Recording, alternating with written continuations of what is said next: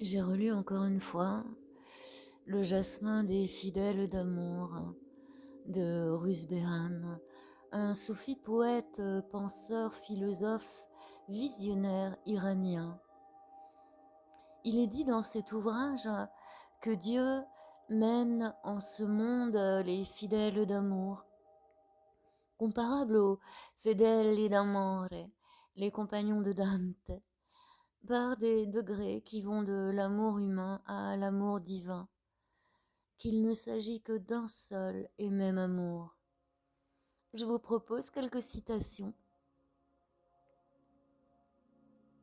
Le secret de la divinité est dans l'humanité, sans que la divinité subisse le trouble et le dommage d'une incarnation. La beauté dans la créature humaine est le reflet de la beauté de la nature divine. Avec moi commence la création. En Dieu, elle trouve sa consommation.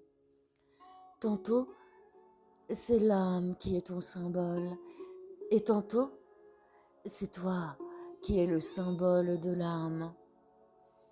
Si aucun œil n'a jamais vu la trace de la forme de l'âme, voici que sur tes lèvres est visible le symbole de l'âme. Et la plus célèbre sur ce qui est exigé des fidèles d'amour. Tantôt, elle est dans les pleurs, tantôt, elle est dans les rires, tantôt, ardente de feu, tantôt, vibrante de musique, tantôt, la substance même de l'argile humaine est consumée par le feu de l'amour et tantôt, le luth de pré-éternité accompagne la psalmodie.